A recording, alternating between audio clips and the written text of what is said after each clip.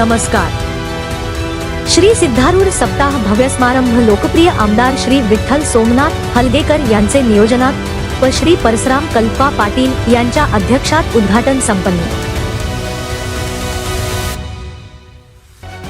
सालाबाद प्रमाणे मौजे नंदगड येथे श्री सिद्धारूढ सप्ताहाचा भव्य सोहळा गुरुवार दिनांक 19 मार्च 2026 रोजी कलमेश्वर मंदिर समोर मोठ्या उत्साहात पार पडला।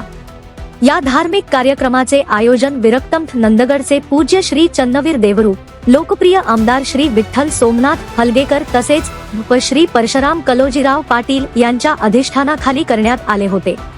सायंकाळी 6 वाजता पूजेच्या कार्यक्रमाने सप्ताहाची सुरुवात झाली।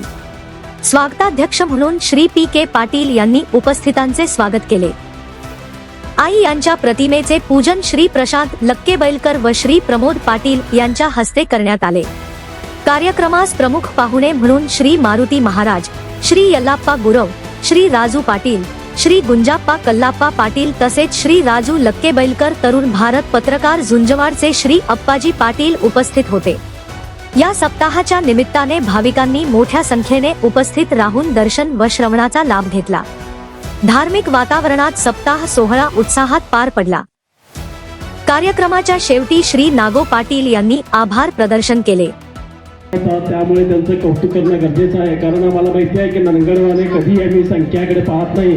एकदा जर मनामध्ये ठरवलं तर त्या कामी कायम ती परंपरा तुटायच्या ती करत असतो। त्याप्रमाणे या सर्व भक्तगणाने ह्या सप्ताह कायम दरवर्षी या ठिकाणी भरत असतात। त्या ठिकाणी उपस्थिती त्यांची कमी असली तरी आपला माईक हा प्रत्येक घरामध्ये जाऊन पोहोचतो आणि ऐकण्याची संख्या जास्ती आहे आणि इथं बसलेल्या सर्वांना माहिती आहे। आणि उद्या या ठिकाणी बरेचसे भक्तजण या ठिकाणी येऊन प्रसाद ग्रहण करणार आहेत आणि इथून पुढे चांगल्या पद्धतीने अशीच परंपरा कायम ठेवावी असे या ठिकाणी सिद्धारूढ या ठिकाणी मी प्रार्थना करतो।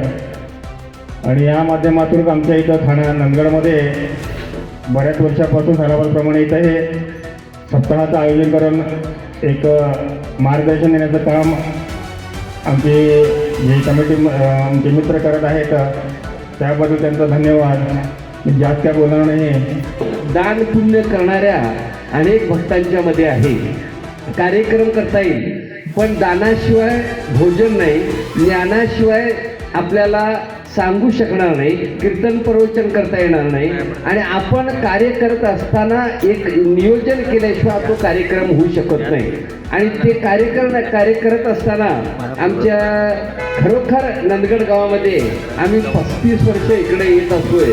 ह्या गावामध्ये कुठलाही कार्यक्रम मागे राहू शकत नाही। थोड्या वेळात काहीतरी भक्तजन येऊ शकत नाही, हा प्रश्न वेगळा आहे, पण उद्याला महाप्रसाद होणार आहे आणि महाप्रसादला ह्या ठिकाणी आता आईंचा इथं